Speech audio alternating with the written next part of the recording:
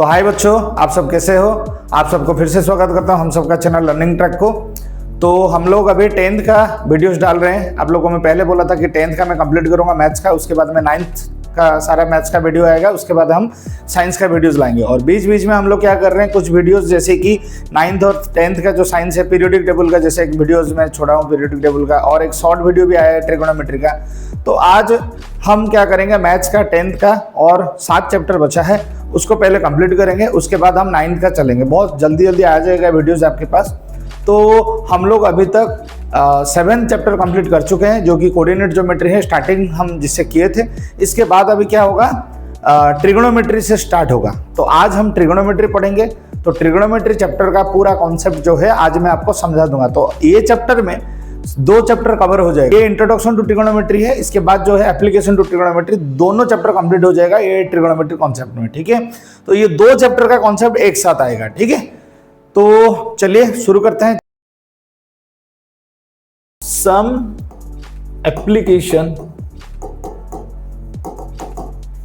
To trigonometry.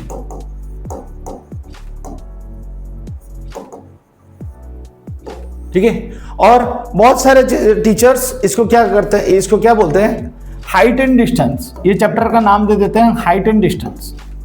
Height and distance, इसको ऐसे भी बोला जाता है, हाइट एंड डिस्टेंस, क्योंकि ज्यादातर क्वेश्चन जो है हाइट एंड डिस्टेंस के ऊपर है। ठीक है, तो ये वाले चैप्टर में हाइट एंड डिस्टेंस जो चैप्टर है, इसमें कॉन्सेप्ट क्या है, इसमें 2 ही कॉन्सेप्ट है, कुछ नहीं है। चैप्टर पूरा इजी है। एक आपको वर्ड दिया जाएगा इलेवेशन, और आपको एक मिलेगा डिप्रेशन। ठीक है, एक आपका यहां पे वर्ड उठेगा इलेवेशन, एक आएगा डिप्रेशन। तो आप लोग समझ रहे हो क्या है इलेवेशन, क्या है डिप्रेशन। मैं आपको फिर और एक तरीका मेरा भी बोलूंगा, जो तरीका मेरा बच्चे लोग बहुत साल से, मतलब 10-12 साल से मेरे जो बच्चे बोर्ड एग्जाम दे रहे हैं, तो मेरे तरीका यूज करके आ रहे हैं, तो उनको मार्क्स भी मिल रहे हैं, कोई प्रॉब्लम है नहीं। बात तो सही है दौड़ना तो पड़ता है। नहीं, देखो, तो मान लो कि ये एक टावर है। ठीक है, ये एक टावर है, ऐसे एक टावर है। मैं यहां पे खड़ा हूं और मुझे टावर के टॉप को देखना है, तो मैं कैसे देखूंगा, कैसे क्या बात है सर, क्या बात है सर, क्या बात, ये बात है करके देखूंगा। टावर के टॉप को मुझे देखना है, तो मुझे ऐसे करके देखना पड़ेगा। तो मेरा नजर ऐसे ऊपर तक जाएगा।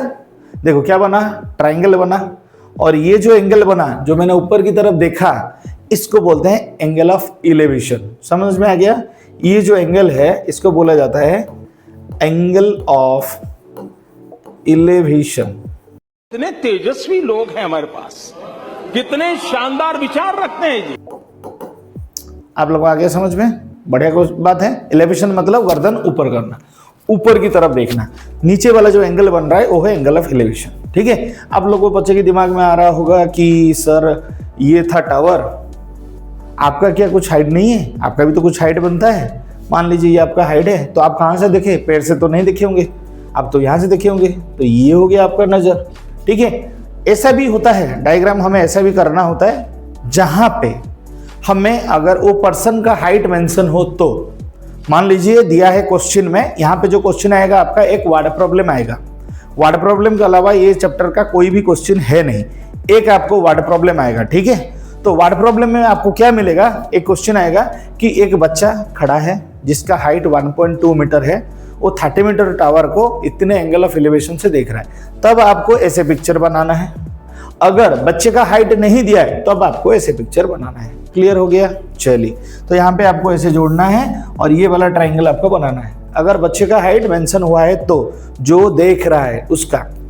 ठीक है, ये बड़ी अच्छी बात कही आप। तो ये हो गया आपका एंगल ऑफ एलिवेशन। अभी हम करेंगे एंगल ऑफ डिप्रेशन। चलिए, सो एंगल ऑफ डिप्रेशन में क्या होगा, आप लोग देखिए। साला ये दुख का खत्म नहीं होता बे। मान लीजिए कि ये एक पॉइंट है, मैं इधर बैठा हूं। ठीक है, तो मान लीजिए एक पॉइंट है, मैं बैठा हूं, मतलब टावर के ऊपर बैठा हूं। तो रास्ते में कोई गाड़ी आ रहा है, या कोई सामान है, या कुछ हो रहा है, मुझे देखना है उसको। ठीक है, तो मैं कैसे देखूंगा उसको, गर्दन झुका के। समझ में आया। आपको गर्दन को नीचे टिल्ट करना पड़ेगा, मतलब ये आपका है नॉर्मल विजन, जो कि पैरेलल है। बट आपको क्या करना है, गर्दन झुकाना है, नीचे देखना है। तो आपको नीचे देखोगे तो आपको क्या करोगे, आप क्या हुआ, डिप्रेशन हुआ। डिप्रेशन में आप लोग क्या करते हैं, घुमा जाते हैं ना, नीचे चले जाते हैं, मतलब सोच में पड़ जाते हैं, ऐसे गाल में हाथ लगा लेते हैं, तो ये डिप्रेशन बोला जाता है। तो इसको भी मैथ्स में यूटिलाइज कर अच्छा हमको लिए लोग, ठीक है। इसको नाम दे दिया एंगल ऑफ डिप्रेशन। डिप्रेशन मतलब ये था नॉर्मल, ये झुका, ये हुआ जो एंगल बना, ये बना angle of depression, angle of depression, ठीक है। तो ये क्या बना, एंगल ऑफ डिप्रेशन। तो मुझे एक बात बताइए, हम लोग मैथ्स में हम लोग तो सीखे हैं कि ये पैरेलल लाइन है और ये ट्रांसवर्सल है। तो अगर ये एंगल और ये एंगल क्या होता है, इक्वल होता है, किससे, ऑल्टरनेटिव इंटीरियर एंगल। तो इसका मतलब ये लाइन और ये लाइन पैरेलल है, तो ये एंगल और ये एंगल भी क्या है, इक्वल है कि नहीं। तो दोनों एंगल इक्वल है कि नहीं। ये एंगल ऑफ डिप्रेशन जो है, एंगल ऑफ इलेवेशन हुई है। तो इसका मतलब ये हुआ कि हम एंगल ऑफ डिप्रेशन को भी एंगल ऑफ इलेवेशन करके कर सकते हैं। और इसी चीज को हम लोग आज तक, मैं यही चीज को बच्चों से करवाता आ रहा हूं, ठीक है। मैं बोलता हूं डिप्रेशन में जाने की किसी को जरूरत है नहीं, म्यूजिक, हम डिप्रेशन नहीं करेंगे, हम लोग सारा क्वेश्चन इलेवेशन में करेंगे, वो चाहे वो डिप्रेशन में आए वो इलेवेशन में आए, हमें तो एंगल सही ले रहे हैं हम लोग। तो अगर कोई दिया है कि टावर के ऊपर बैठ के नीचे देख रहा है, उसको डिप्रेशन है, हम लोग क्या मान लेंगे, हम लोग नीचे बैठ के ऊपर देख रहे हैं, बात सही है, एंगल सही है, आंसर भी आपका कभी गलत नहीं आएगा। तो मेरे जो स्टूडेंट्स हैं, जो पास आउट स्टूडेंट्स हैं, जितने सारे स्टूडेंट्स गए हैं यहाँ से, तो मेरे से मैं उनको डिप्रेशन करने कभी नहीं देता हूँ, क्योंकि डिप्रेशन में यहाँ जाना अलाउड नहीं है। समझ में आया। तो ये डिप्रेशन वाला मेरे सिलेबस में कट गया। क्या बात है सर, क्या बात है सर, क्या बात, ये बात है। तो मैं सबको एंगल ऑफ इलेवेशन से कराता हूँ, ठीक है। आप लोग भी ट्राई करके देखो, आप लोग को भी मजा आएगा, ठीक है। तो ये जो एंगल ऑफ डिप्रेशन है, ये एंगल ऑफ इलेवेशन के साथ सेम है, ठीक है। तो आप लोग कॉन्सेप्ट समझ गए। अच्छा, तो ये इसका जो क्वेश्चंस है, कैसे क्वेश्चंस आएगा, मैं एक क्वेश्चंस मुझे याद है, बहुत सारा क्वेश्चन मुझे याद है। अरे कहना क्या चाहते हो। एनसीईआरटी का एक क्वेश्चन है, ठीक है। वैल्यूज तो मुझे याद नहीं, बाकी एक पेड वाला क्वेश्चन है, शायद 2 नंबर या 3 नंबर का क्वेश्चन होगा। तो इसमें क्या है, मान लीजिए कि एक पेड़ है, ठीक है, कुछ साइक्लोन हुआ, कुछ हुआ, पेड़ क्या हुआ, टूट गया, पेड़ एक जगह से टूट गया। पेड़ जो टूटा और जाके क्या हुआ, कुछ दूरी के पर ये क्या हुआ, ग्राउंड को टच कर गया, कुछ दूरी पे ग्राउंड को टच कर गया। तो ये था पेड़ का हाइट, और ये टूट के ये वाला जो हिस्सा है, मैं नाम दे देता हूं इसका ABCD, ठीक है। तो ये AB वाला पार्ट टूट गया B पॉइंट से, और बेंड होके जाके A वाला पार्ट जाके D में लग गया। आप लोगों को समझ में आ गया। पेड़ B पॉइंट पे टूटा, AB वाला पार्ट मुड़ के D पॉइंट में जाके लग गया, ठीक है। तो अभी मुझे एक बात बताइए, ये जो C पॉइंट है, ठीक है, तो ये C पॉइंट पे पेड़ खड़ा है, और ये अच्छा, ये जो जाके लगा, एंगल ऑफ इलेवेशन बनाया 30 डिग्री। कितना बनाया एंगल ऑफ इलेवेशन, 30 डिग्री। अगर वो बोला है कुछ एक डिस्टेंस, तो वो देगा मतलब मानो कि ये दिया है 10 मीटर दूरी पे, 10 मीटर बहुत दूर हो जाता है, 10 मीटर, हाँ ठीक है, 10 मीटर दूरी पे जाके अगर वो टच हुआ है, तो बताओ पेड़ का हाइट कितना है। ऐसे क्वेश्चन आएगा, ये 30 मीटर डिस्टेंस हुआ, ये 10 मीटर दूरी पे जाके लगा, तो बताओ पेड़ का हाइट कितना। तो इसका मतलब हमें निकालना है AC निकालना है। तो AC कैसे निकालेंगे। अच्छा, मुझे एक बात बताओ, AB जो है, BD तो वही है। अच्छा, BC हम निकालेंगे, फिर हम BD निकालेंगे, फिर BC और BD को ऐड कर देंगे, तो उससे हमें क्या मिलेगा, पूरा AC मिल जाएगा, ठीक है। तो हम लोग करेंगे कैसे, ऐसे लिखेंगे, स्टार्टिंग आंसर में स्टार्ट कर रहा हूं, तो यहां से मेरा आंसर स्टार्ट हो रहा है। तो इसको कैसे करेंगे, in triangle BCD, in triangle BCD। अच्छा, फॉर्मूलाज कहाँ है, फॉर्मूला तो मैं आपको पहले पढ़ा चुका हूं, वही फॉर्मूला यहाँ आएगा, टेबल आएगा, P/H B/H यही सब आएगा, ठीक है। चलिए देखिए, इन ट्राइंगल BCD, तो हम लोग क्या लेंगे, हमारा ये थीटा है। अच्छा, थीटा का ऑपोजिट याद आ रहा है आपको, थीटा का ऑपोजिट क्या है, P है। थीटा का जो नीचे है ये B है, और ये क्या है, H, ठीक है। तो हम लोग क्या लेंगे, हमें निकालना है, मान लीजिए B को लेके P निकालना है, तो 10 डालेंगे हम, तो 10 30 degree is equal to BC by CD। BC by CD क्यों हुआ? क्योंकि टेन थीटा का वैल्यू होता है P by B, BC by CD। So that's imply ten 30 का वैल्यू कितना हुआ? 1/√3। अच्छा 1/√3 मैंने कहाँ से लाया?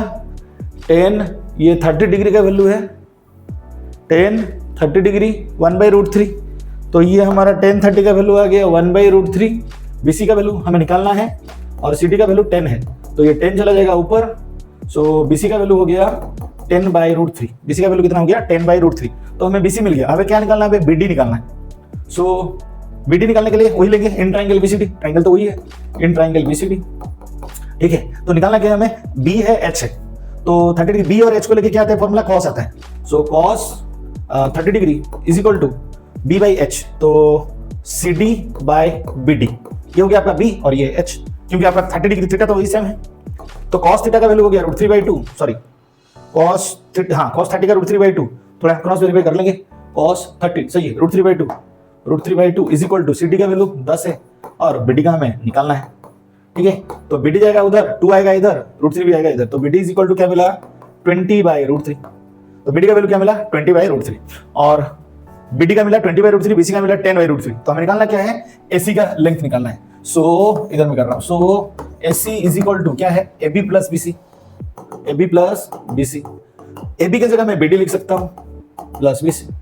BD का वैल्यू क्या होगा? BD का हम निकाल चुके हैं, ये निकाल चुके हैं हम इधर, और इसका वैल्यू ऐसे निकाल चुके हैं। BD का वैल्यू क्या है? 20/√3, और इसका कितना है? 10/√3। तो एलसीएम आ गया √3, 20 प्लस 10 क्या हो गया? 30/√3। √3 के ऊपर काटेंगे तो 10√3, तो आंसर हो गया 10√3। तो हमें हाइट ऑफ ट्री मिल गया जिसका वैल्यू है 10√3 मीटर। ठीक है, तो आप लोगों को समझ में आ गया होगा ये ट्रिगोनोमेट्री चैप्टर को कैसे करना है। और ये चैप्टर को आप हमारा एनसीईआरटी वाला वीडियोस आएगा, ये चैप्टर का बेसिक था, मैंने बहुत कम टाइम में समझाया आपको। तो आपको कैसा लगा मेरा वीडियो? आप लोग कमेंट और शेयर और सब्सक्राइब करना बिल्कुल मत भूलिए, और हमें इसी तरह सपोर्ट करते रहिए। अगर तुम लोग नए हो तो सब्सक्राइब करो, वो जो लाल वाला बटन है उसके साथ सूर्य नमस्कार करो या फिर अनुलोम विलोम, मुझे नहीं पता, बस क्लिक हो जाना चाहिए। ठीक है, धन्यवाद।